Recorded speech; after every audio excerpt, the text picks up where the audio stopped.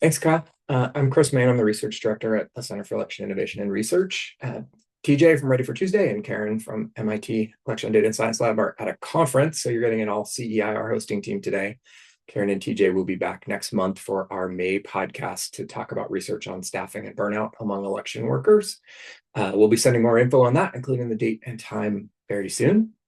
Today, I'm excited to welcome three experts to share insights and lessons on cybersecurity and related topics from election officials all around the world. The idea for this conversation started last September at a conference of election administration researchers from around the world that Professor Holly-Ann Garnett of the Royal Military College of Canada, who's one of our guests today, and her colleagues at the Electoral Integrity Project organize each year. I've been at this conference several times, and I'm always struck by the similarities in the challenges faced by election officials across the globe. Every election is different, whether in different states, different counties, or in different countries. But every election official everywhere has the same core responsibilities and goals about running a secure and accurate election. So last fall, we were in the middle of state and local officials in the US worrying about the decay in support from CISA, the FBI, and other agencies. And I was at this conference with folks from around the world listening to researchers and election officials in other countries talking about meeting these same cyber and digital security threats. And they always have to meet those challenges without the resources of the US federal government, just like state and local election officials are doing now. So we reached out to folks working around the world to help share some of the insights and lessons that have been learned that could be helpful to state and local election officials in the US. So we are joined today by Professor Holly-Ann Garnett from the Royal Military College of Canada and the Electoral Integrity Project, Dr. Tarun Chaudhry, the Chief Advisor on Cybersecurity and Digital Resilience at the International Foundation for Electoral Systems, and Nicole Lever, Digital Democracy Specialist at the International Foundation of Electoral Systems. So I'm going to start by asking each of you to introduce yourselves. I'm going to start with Holly, and then I'll go around. Wonderful, thank you. And thanks for that plug for some of the work that we've been doing with the Electoral Integrity Project. So as Chris mentioned, I am co-director of the Electoral Integrity Project along with Toby James at the University of East Anglia. I'm up here in Canada. I'll be talking a lot about Canadian politics today, which is exciting for me to get to do. The Electoral Integrity Project has existed since 2012. It was originally founded by Pippa Norris at Harvard University, the University of Sydney. I was actually an intern with them way back in the day, and now Toby and I are leading that. And the idea behind the EIP is that we're really interested in looking at ways that we can partner with academics and researchers and people on the ground about how we can improve the quality of elections around the globe. I've also been involved here in Canada as a co-investigator with the Human-Centric Cybersecurity Network, and I'll be talking a lot about what it means to be to have human-centric cybersecurity perspective when we're talking about cybersecurity today. So looking forward to this conversation. Thanks.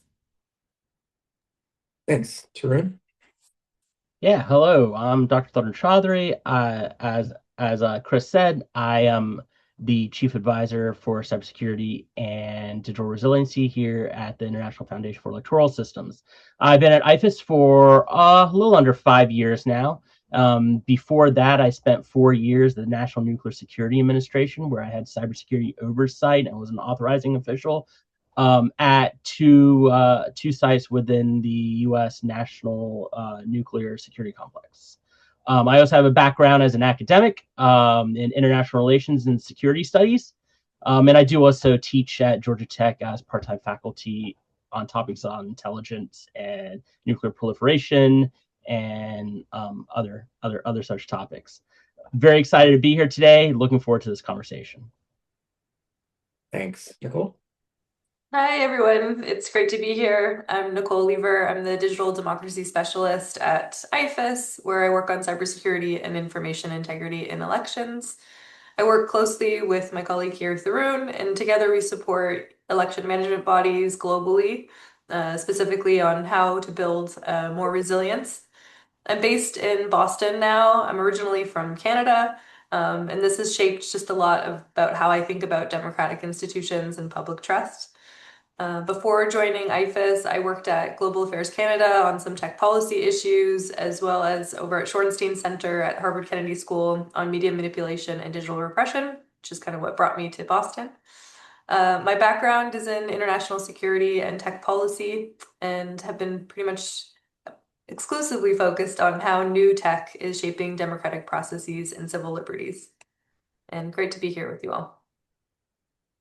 Thank you. So I have a bunch of questions to ask you. I just want to take a quick moment before I start for our US election officials about the vocabulary. Since folks who work internationally may use some terminology that's different than we usually use in the US. So when our guests say election management bodies, they're using the generic term internationally for what we would call election offices. And that's because those election offices have a variety of different formats around the world. And when they say election manager, they mean what we would usually say as election official or election administrator. So just don't be caught off guard by that vocabulary. So with that, Tarun, I want to start with you. IFES works with a lot of election management bodies around the world. Can you give us a sense of the challenges that election managers, election officials face at the intersection of technology and election management? Yeah, thank you. Broadly, I'd like to highlight three sort of intersecting dynamics, right? So having spent the past 5 years talking with dozens upon dozens of election administrators, election managers around the world, there are a couple of things that I can say that seem to be universally true. The first thing is I have not yet run into an election manager that says, hey, I've got way too much money and I can do all the things I need to do, right? So the first sort of universal dynamic, whether I'm talking to an election manager in a well-resourced or well-postured election management body versus a low resource or what would consider a low resource election management body in a different context, is that they all tell me that the resources, when I talk about resources, I'm talking about financial resources, are not aligned with the type of work that they're trying to, or the type of electronic infrastructure that they're trying to manage. Now, simultaneously, and you wouldn't believe it, right? Often this is accompanied by a perceived, on their part, lack of technical capacity to deeply understand the types of cybersecurity and information technology issues that they are faced with, or they believe that they're going to be faced with, commiserate with that infrastructure, electronic infrastructure that they're responsible for, right? Now, that tends to be generally true for almost every election management body that IFES works with. The third thing that I point out is kind of an insidious dynamic that we see increasingly across the world. And that is the tendency and the recognition on the part of threat actors and other aggrieved parties that technology itself is a convenient vector that they can use to call into question the legitimacy of an election, and also call into question the ability of an election manager to manage the technology and technological infrastructure as a way to impugn the integrity of that election or sow confusion. Now, there's a spectrum of intent there. My colleague Erica Shine, who's very, very smart, sometimes describes that spectrum as a spectrum that it goes from mischief to malice to mayhem, right? There can be any number of intentions behind that for those aggrieved parties, but we often see that no matter what election in sort of the modern past couple of years that we see, often the first thing that happens after the election results are announced is a move to file court petitions or call into question the legitimacy of that election based on some perceived, whether it's true or untrue, that the technology itself has been mismanaged and there's reason to say that it's been compromised in one way or another, right? So I think that those three things, lack of resources or resources and technical capacity not being aligned with the type of technological infrastructure that's being used or proposed to be used, and then also this idea that technology, because it's big and scary, right? Technology, everybody is abstractly scared of, or is easy to make scary, is then also often used as a way to impugn the integrity of election or call into question the management of that technology. Thank you. Given that big picture, Nicole, I'm going to turn to you for maybe a couple of examples from IFES's work where you see some of these issues that Turin has outlined come together. Yeah, for sure. Thanks, Chris. So last year, I led some research in the Philippines and in Moldova, looking at how new laws on misinformation and digital campaigning are actually working during elections. And by information laws here, I mean rules that try to manage false or misleading content. But what we found is that these issues are increasingly intertwined with cybersecurity. So I'm going to tie into the room, just give me a second. In both contexts, election officials were dealing with, the real cyber threats here. So these are attacks on systems, impersonation of official communication, something we saw a lot in Moldova, and attempts to access or disrupt digital infrastructure, something that pretty much, the rules of the game these days. At the same time, they were also being asked, the commissions, to respond to false and misleading information online, often without, and this is going back to Tharoon's point here, without any sort of additional resources or a clear mandate on what that response should look like.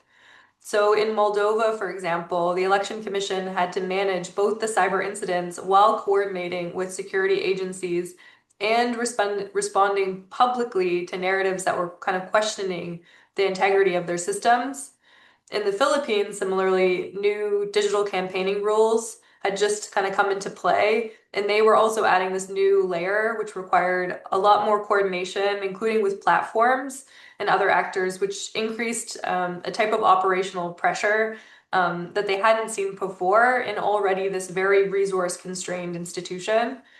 So this one thing that really stands out, kind of over not just the last year of this research, but kind of throughout a lot of IFAS's work, is that cybersecurity threats don't just target the infrastructure itself, they're also really targeting that credibility. And as Tharoon mentioned, like technology can be used to really amplify the doubts on whether the systems have been compromised or if they haven't. But the takeaway here is that um, a lot of our research has shown that there is sort of these two layers. There is the cybersecurity, protecting the systems, and it's also the other part that we need to really pay attention to is protecting that trust. And for many election bodies that we're working with, especially those with limited resources, managing both at the same time, these two kind of competing things, is becoming increasingly challenging. Holly, Nicole's examples sound a lot like what some of the stuff that Canada has run into and that your work has done. Can you talk to us a little bit about our nearest neighbor to the north and Sure. what that looks like? Yeah, for sure. Yeah, when you'd asked in advance to think of one example, the example that I came up with from the Canadian context that I think is really interesting is ballot tabulators, which I'm sure to most of my American colleagues listening, they're saying, okay, yeah, we use those all the time, no big deal. They're pretty uncommon in the United States or in Canada until quite recently. And you can see a lot of the technological benefits of using a tabulator, right? Generally can be more accurate than hand counts. They can relieve poll workers at the end of a really busy day. They might be cheaper than manual labor. They might be faster to get results. They might be secure if they're not connected to any sort of network. But they also have the benefits of all the paper ballots, right? You actually have a paper trail coming with it. And so it seems, pretty simple and pretty easy. But the interesting thing with ballot tabulators in Canada is that it was tried in some provinces. Some provinces continue to use them, but the more interesting example is Alberta. So one of our provinces tried using tabulators in 2023. And voters and candidates were promised you're going to get really quick results. This is going to be great. But then counting went into the night. And it wasn't because the tabulators were taking forever. It was because the polls had to be opened up later because there were lineups at the polls, and you have to be able to let everybody who's waiting in that queue get in to vote. And then there was some double checking. So there's this issue. Well, it didn't make anything actually go quicker. And so fast forward a year to 2024, and the premier states that tabulators cannot be used for municipal elections because there's mistrust in the process. There's been something's wrong with this process. Again, nothing about the technology. It was just a long queue. And then this spills over into the province next door, into Saskatchewan, where that province follows suit. The premier bans them, saying, well, it didn't help anything in Alberta, so, we're not going to adopt them either. And then more fuel gets added to the fire when British Columbia uses them, which no big technical incidents. But there was human error that led to a ballot box not being counted. They'd used a tabulator for advanced voting. They stored that and then forgot to end up counting it. And so what never was an issue with the technology turned into an issue because of the humans that were using it, because of errors, because of lineups, because of a political climate where there was concern about using technology. And so the thing that I really want to hit home on, and which works really well with what Tarun and Nicole were mentioning, is that the technology is only as good as the humans using it. And Tarun mentioned this about the infrastructure issues and the capacity issues. And so that's why the focus of a human-centric approach is so important, to put actors and their behaviors and their interaction with technology at the forefront of cybersecurity. Yeah. Thanks. Tarun, I want to come back to you. You started at the very high level and abstract. Yeah. I'm sure you have more examples to add to what goes on around the world. The truth of it is that when we think about the cybersecurity incidents that we have actualized, the things that happen the most, it's not anything that has to do usually with the voting process itself, right? Marking a ballot, casting a ballot, scanning, aggregating results, transmitting results, sometimes transmitting results. It usually, the cybersecurity things, what EMBs are dealing with mostly, has to do with their sort of mundane business processes, right? Like a lot of places and small businesses that I think is comparable in terms of the types of resources and the size of the cybersecurity and IT departments that we're talking about, they grapple with business email compromise, right? Fake invoices that are sent and paid out. They grapple. We've often seen ransomware attacks where the EMB is unable to do what they need to do because they're a victim of a ransomware attack, just like local governments and hospitals that you see here in the U.S. And then also, and often we see the number one piece of data that we see compromised is voter data, voter rolls, and PII. And usually it's not because it was actually being looked for. It is a consequence of availability, right? So it's unsecure in an Amazon bucket in the cloud, or it's on a USB drive or laptop that's being targeted for mundane criminality, right? So and then lastly, the last thing that I don't want to put too fine of a point on, to kind of bring us out from the high level down to the ground level, which isn't to say that we shouldn't worry about more sophisticated compromise. We should, and we can think about it and talk about it. But the number one thing that gets EMBs in trouble is a term that we in the cybersecurity world and IT world use called tech debt, right? All these EMBs are operating on cycles of the election cycle. And often, and unfortunately, the resources to be able to upgrade systems, to move systems that are out of life, out of use, and put in new systems doesn't happen on the same cycle that they're able to receive funds. And so what does that mean? These EMBs might have a website or a public-facing presence that was a WordPress site that was coded 4 or 5 years ago and hasn't been updated and has a bunch of vulnerabilities on it, right? And similarly, across there's what we call attack surface, or across all the systems on which there's electronic information that they're responsible for, accumulates this tech debt, and then that becomes a vulnerability in of itself. Unfortunately, all of this sounds very familiar to the US context, just as much as around the world. Holly, I want to follow up with you because you edited a book a couple of years ago about the cyber threats to Canadian democracy. And from that research and the work I know you continue to do with Canadian election officials, what are the key lessons that you see from Canadian officials about the cyber and digital security threats?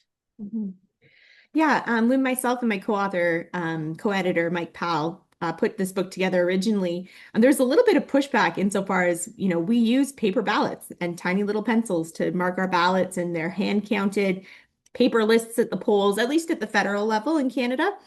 So the question, has frequently been, well, what threats? Like, no one's hacking any physical paper ballots. But it's interesting that in that time between when that edited volume was published and today when we're working on some new work on that, the thing that I've noticed has become the major concern is spillover from other jurisdictions and the information spillover issue. And I'm suspecting maybe a lot of American electoral officials are dealing with that issue as well, that something happens in the county over, one state over, and that starts to reflect on the work that you're doing. I like to give the example of Dominion voting machines. Where Elections Canada had to tweet out to everyone, just don't worry, everybody, we're not using Dominion voting machines because we're not using voting machines. And having to reinforce that information because of the amount of information coming over. There's some interesting work that I've just completed with my colleagues Mathieu Living and Agnes Bridgman at McGill University. We noticed this interesting trend where there is relatively high levels of trust in Canadian election administration.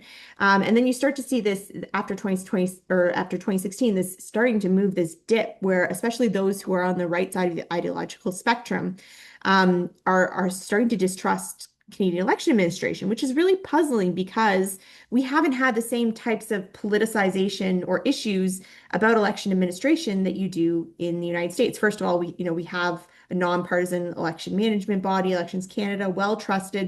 And it's this weird kind of, why is this happening in the Canadian context if we are not seeing these sorts of issues that we've seen in other places?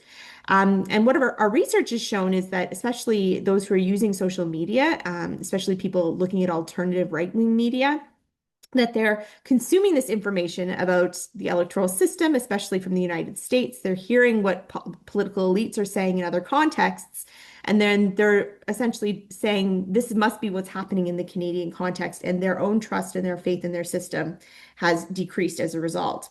And so I guess maybe as a point for other election administrators in the United States who are in this position where this doesn't seem, levels of trust, which might be declining, don't seem to be a reflection on my particular actions as an electoral official in my particular county, that we are tracking, even somewhere as far away as Canada is, we are tracking the fact that there is a huge amount of spillover and that people aren't getting their information from the trusted source, that they're going to be receiving information from a variety of sources, and that information is going to then inform their opinions and their trust on elections. And that's something that I'm paying attention to very much in the Canadian context.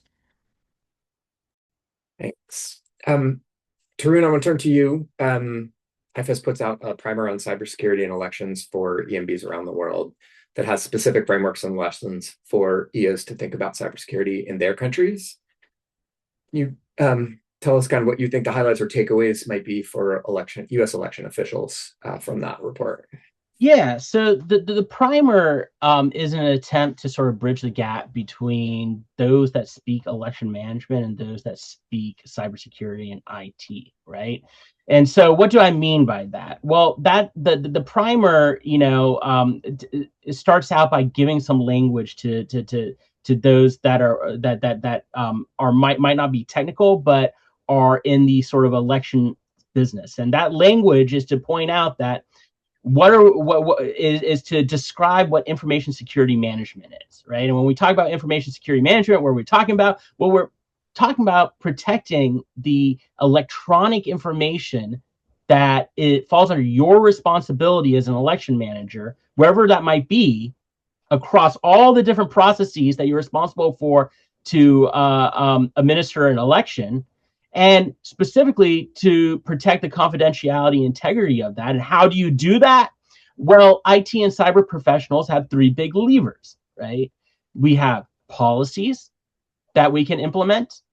You can use technology itself to protect technology and electronic information, for example, encryption and other things. And then finally, you can use education, which is to say that this doesn't happen in a vacuum. It happens at the intersection of technology and electronic information and people. And so you have to be able to educate your staff. You have to educate the public and every other person that comes into contact with the electronic information that you have responsibility for the confidentiality, integrity, and availability of. And it tries to put that inside of the construct of the election cycle as well, right? So what can election managers do? Well, it's, I think, more simple than we often make it out to be. One of the things that's a problem is we often think about protecting and cybersecurity being this really, really complicated and sophisticated thing, and it can be sometimes, but you got to start somewhere. And where do you start? What do I have that falls under my responsibility? Where is that electronic information? Is that in my email? Is that in the phones that I pay my staff to use? Is that in the voting machines that I employ throughout the election cycle and other systems? And what do I need to do to protect it? How do I know when something goes wrong? And how can I detect that and respond to that accordingly? So if nothing else, knowing what you have, that's a place to start. Thank you. Nicole, I'm going to ask you a really hard question because IFES has a ton of resources that are really useful for election officials around the world. I'm going to ask you to pick a couple of key takeaways from some of those other resources and what they are that might be that you want to lift up for U.S. election officials right now in this moment. Yeah, so I'll add some to the chat, but just kind of briefly, I think some additional takeaways based on other research that we've conducted. I'd say first, and something that Thrun said, and also think that Holly really emphasized as well, is that cybersecurity in all of our conversations across the world, it's always been shaped by this broader policy environment. It just does not sit in a vacuum. So in countries like in Zambia and Nigeria, cybersecurity laws are often bundled with rules on online speech and misinformation and things like this. And this can expand what institutions are expected to do, but it can also really create confusion about roles and sometimes put election officials in positions that go far beyond their core mandate. So I think really being able to protect that is pretty crucial. The second takeaway here, I would say, is that the basics of election cybersecurity still matter like a lot. And this is something that, especially with new hype, whether it's the number of conversations that were asked to just on the basic fundamentals of AI, it's one of those things of we actually really need to also very much focus on entry points that aren't all that sophisticated.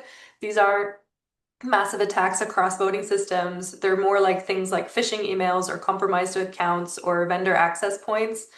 And then especially for these resource-constrained election bodies, focusing on these fundamentals, and whether that's like multi-factor authentication or staff awareness, these are the kinds of things, these sort of low-hanging fruit that goes a really long way. And the third and last point is just that clarity of roles is actually a very core component of cybersecurity. In Moldova, these efforts to counter disinformation, something that we saw a lot last year, were happening alongside these real threats. But the roles between the election commission and security agencies weren't always clearly defined. And this created a lot of uncertainty, and not just at that operational level, but also in how the public really understood what was happening. And this really matters because in elections, as everyone on this call knows, cybersecurity isn't just about securing systems. It really comes down to maintaining that public confidence in the system themselves.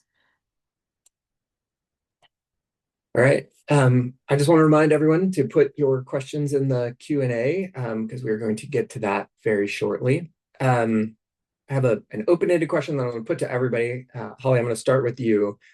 But we are at the stage of the midterm election cycle where some of the folks on the call with us are in the middle of primaries, some are done with primaries, but they're all getting ready for the general election. Thinking about what you've seen from election officials around the world and what they can do to strengthen security, what would be the one or two things that you would recommend that U.S. election officials can take from the lessons that you can bring to them? Yeah. So I'm going to break the rules and give three. So the first of these, there's some really interesting work being done by the International IDEA, Institute for Democracy and Electoral Assistance, on electoral risk management. I had the pleasure of getting to go to Sweden and take part in some of the training on that in November. And it's really excellent training and excellent tools. So, tabletop it if you have to think through everything that could go wrong, and what the plan is, not just to prevent it from going wrong, but what happens when it does. Um, to have a plan in place. I, will shout out to Elections Canada. They have some really interesting materials and plans that they put in place. So everyone knows here's what's going to happen if the power goes out or whatever happens to be the case.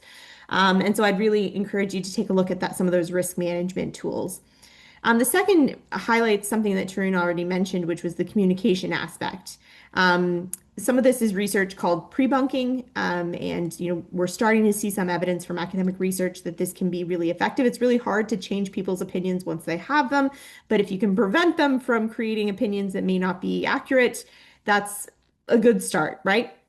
And so there really does need to be more research on the wild on this, but this is starting to look to be something that EMBs should be looking at. So I would suggest taking a look at some of the work by Leah Maravaki and her colleagues.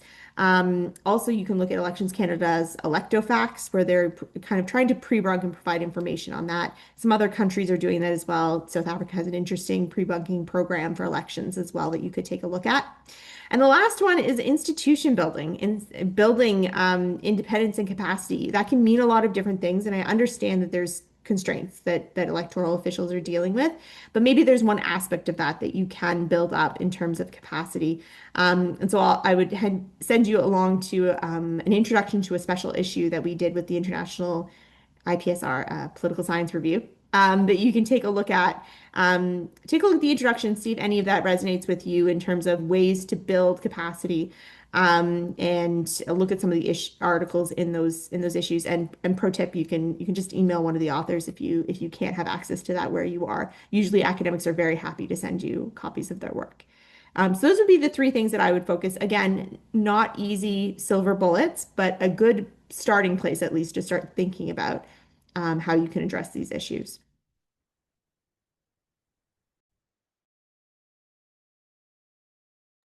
Tarun, I'm going to turn to you next. Yeah, so I mean I agree with everything that Holly has set out, and robustly so. So not to cover the same ground, but I do think that I would like to take it back to something that Nicole said, which is think about the basics, right? The number one way still in this crazy world of AI and all the sophistication that we have in the world, the number one way in which electronic systems are compromised is still phishing, right? Playing on the social proclivities of people to click on the wrong thing, enticing them to click on the wrong thing in order to install malware or do something else on a system, right? And it's not that you're being targeted because you're an election administrator, but often you are being targeted because you're simply a part of the sort of public infrastructure, right? For the same reason that hospitals and municipalities are being targeted. And so in order to be able to do buy yourself down the most risk, right? We talk about risk, and we talk about how much is it going to cost us to either mitigate that risk, address that risk, or transfer that risk. In order, the best bang for your buck is to make sure that you and your staff are doing the easy, quick things right. That means making sure that you're using password managers, making sure that you've got things like two-factor authentication turned on, making sure that you have good sound processes. And it's not just to protect yourself before something happens, but also protect yourself through when something happens. And inevitably, if you also find yourself in a place after an election where you're having to talk in a court of law, right, about or defend your practices in a court of law, you want to be able to point back to well-defined processes that are auditable, right? I often talk about the experience of Kenya in 2017. They had a new results management system that had some lag in it. They lost some public trust and found themselves in a court of law. And the Supreme Court said that there's been some minor compromises found, but it was enough to say that the burden of proof had shifted to them to say why prove that they hadn't been hacked. Fast forward 2022, very similar scenario, but they brought some receipts to the court case, and the Supreme Court was able to say, well, now the burden of proof has shifted to the petitioner to say, why should we believe that there's been a compromise, right? So being a smart manager of elections is in part of thinking about how can I shift that burden of proof by making sure that I have sound policies and procedures in place that I can demonstrate and show at every stage of the process. Right. Another reminder to put questions in the Q&A about what you might want to learn from the experience of election officials around the world. Nicole, I'm going to turn to you with this question of kind of the big takeaway about strengthening security posture that you would share at this point. I mean, I'd say from a global perspective, one of the things we're seeing more and more is attackers are sort of targeting the broader election ecosystem. So not just the election offices themselves, but also the data providers, communication channels that support them, the platforms, these kinds of things. I think those indirect entry points can be just as impactful, especially if they affect how the information is shared or the results that are reported. I think kind of going on how there needs to be, this real focus on fundamentals and the basics. It's also, simultaneously trying to understand too, and my colleague Fernanda Burrell focused on sort of the generative AI impacts on political communications over the last year. I'll share this report shortly. But sort of, again, how more sophisticated tools like AI-generated content or impersonation to mimic official communications can and are compromising electoral integrity. And so this kind of these kinds of advances that make it harder for voters and stakeholders to distinguish, what's real and what's not is sort of one category. And I think the other category that has, we've had paid less attention to is just that additional pressure that election officials are facing to verify and respond quickly. And I think that's kind of one area that I'm thinking more and more about these days.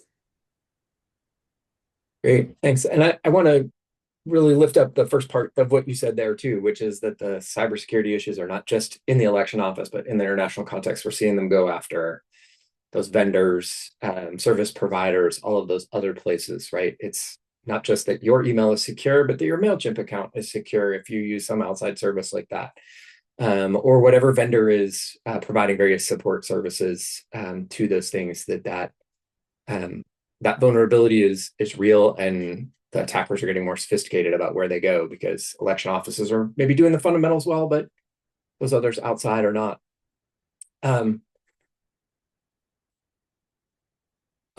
going to shift to the Q&A here for a second. So a pretty specific question to see if you all have any insights about it. But we have a question about whether there are templates or examples of making sure that there's chain of custody or those receipts, as Tarun was just talking about it, to maintain evidence that system is secure, whether it's ballots or other parts of the system.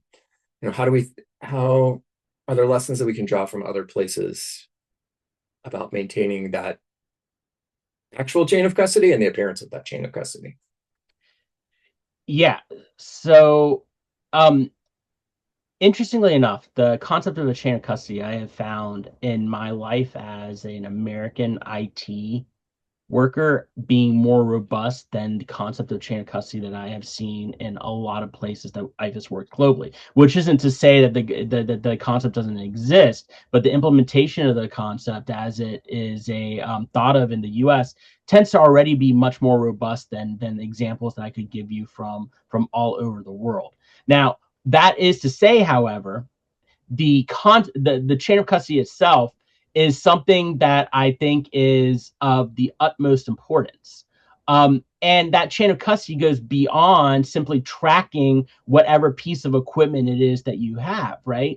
There's nuance here that election administrators need to think about. For example, if you have an election machine, right, that goes into some error condition during the vote casting process and you take that election machine out of service, what is your memorandum of understanding with all the pertinent federal or state agencies that might be involved of who maintains custody of that machine, right? And a lot of times when we see globally, there will be some sort of service contract with the vendor or the OEM provider of the machine to address that. And there's a gray area in terms of how does that machine exist custodially during that exchange. So there's nuance like that that I think is really, really important. Documentation and following through, and not only documenting, but also going back and auditing your documentation at various periods during the election cycle, and even after an election, and going back and doing historical audits, I think is also one way in which you can start to improve your processes. Great, thanks. Nicole or Holly, anything to add?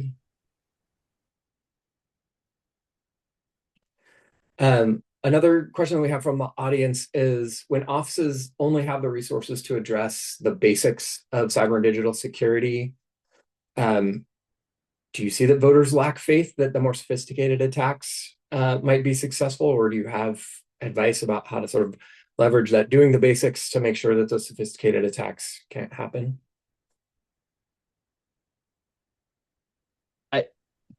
I'm happy to chime in here. One of the things that I talk to election commissions and I say, and I'm going to say this in the context of working globally, and I'm not saying that this applies or you should apply this in your own life, right? Election managers are often independent and apolitical, but that isn't to say that it's not a political position. And as a good politician, you have to be seen and you have to talk about what your processes are and build trust with the public in order for them to understand and not be afraid of the sort of technological components of your election, right? So I think part of this is the dialogue that happens all throughout the election cycle about the various processes and technologies that are being brought to bear on an election. And that's one way in which to build trust in the system against sophisticated or abstract threats that may or may not be founded in or grounded in reality, right? Now, those well, I mean, I'll leave it there. I'm happy to talk about this more, but bringing the public along on that technological journey, I think, is part of what might help build that trust. So being seen, being heard, and making sure that the technology isn't scary because it's unknown, that it's known and comfortable, right? We do sophisticated and important things with technology all the time. All of us go online and transfer large amounts of money from banks, right? And those banks and all those electronic transactions are just as susceptible and vulnerable to any number of electronic threats as any other process in our lives. But we've built trust in the institution. Whether or not that institution deserves that trust or not is another question, right? So we do sophisticated, hard things with technology all the time. We can do it with voting too, across different modalities, but it's a matter of making what is unknown known, what is uncomfortable comfortable.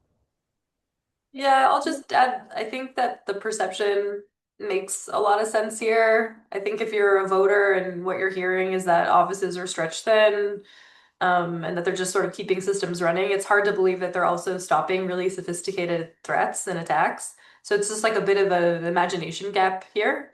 I think what I kind of emphasize is that in elections, the basics are the defense. So things like routine audits and well-trained staff, that's actually what stops most advanced attacks from getting traction. And it's not separate from sophistication, it's what enables it. So I think where we still have a lot of work to do is making that component quite visible.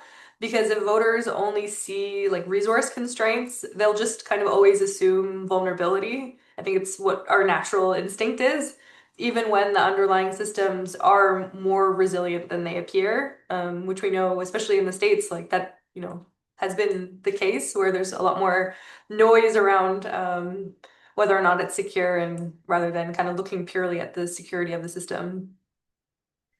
Yeah, and if I can jump in there, there's research on that too, that you have to walk this very fine line between not scaring everyone with here are all the bad things that could happen, and here's how we'll deal with them, because that has shown that that can decrease trust because people are suddenly worried about things they didn't know they had to be worried about. And walking that fine line between understanding the process and understanding what safeguards are in place and not overwhelming with information. But the reality of the situation that I think, especially the American context is right now, is that they're already getting overwhelmed with what could happen, right? They're already getting that kind of information. And so in that US context, I would recommend, as Nicole and Taryn mentioned, proactive communication being one of the best ways to go about trying to improve public perceptions where warranted, right? Like we often talk about, the difference between trust and trustworthiness, right? So where it is warranted, which tends to be, I think most electoral officials that I've met are all doing a very good job doing the best that they can. So being able to communicate that while also kind of keeping in mind where that can also backfire. Yeah, and Holly, you raised this resource earlier, Leah Maravaki at Georgetown's work on pre-bunking, that Gauser at UCSD. There's a whole bunch of US scholars looking at that. This is one of those areas where that pre-bunking about doing the fundamentals and being prepared seems like a recipe for success. Just reminding folks so that the first they hear about it is not the attack, but that they've heard about the preparation. This is a prime area around cybersecurity, digital security, to really advertise and communicate about that preparation and pre-bunking so that the attack isn't the first thing. Yeah, and if I can plug one more thing, it's not out yet. There is a landing page for it. A book on electoral disinformation. We did a comparative study of what EMBs are doing around the world, and so you can take a look at some of those examples of what other countries have and other EMBs have done to try to proactively provide information. I can just pop it in the chat there. Yeah. Great. We're going to take one more question from the Q&A, and then we'll move on to our final question that we do at the end of each of these podcasts. Are there particular trainings that you see from around the world, like particular trainings or training on practices that should be implemented? That if election officials are thinking, am I missing something or forgetting something? What should be on that list from your perspective? Well, I can just suggest again the IDEA risk management tool is fantastic. I came into that workshop thinking, yeah, we're doing fine. Everything's great in Canada. And the more I started thinking through systematically what the challenges could be, the more it was clarifying for me even in research. So I highly, highly recommend that. And any of the materials associated with it, and even they have some tabletop training exercises that you can take a look at with your group.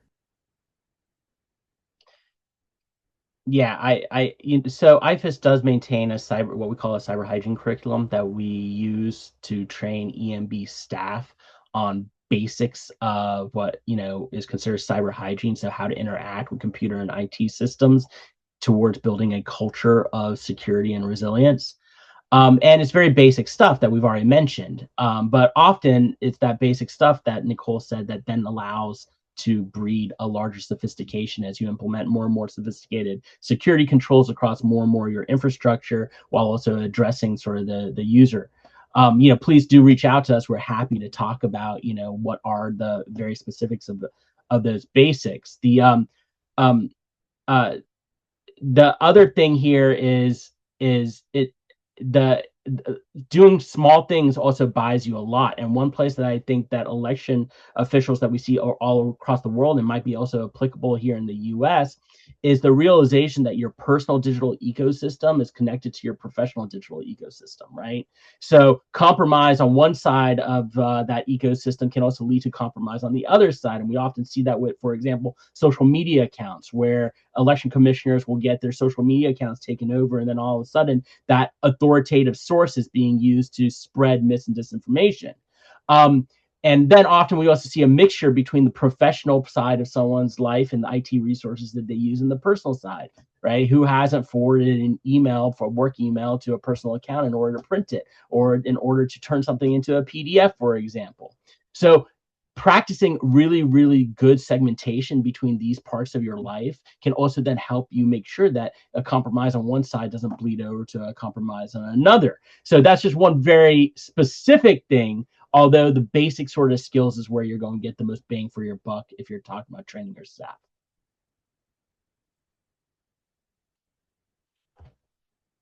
Nicole, anything to add? No, I mean, the cyber hygiene curriculum that IFAS runs, I'll just mention that it's very modular and for a reason.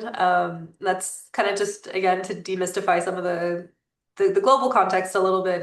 It's sometimes a country will have a very robust commission with hundreds of members, and very well trained in a large ID department, and other times it'll be just a couple dudes in a backpack.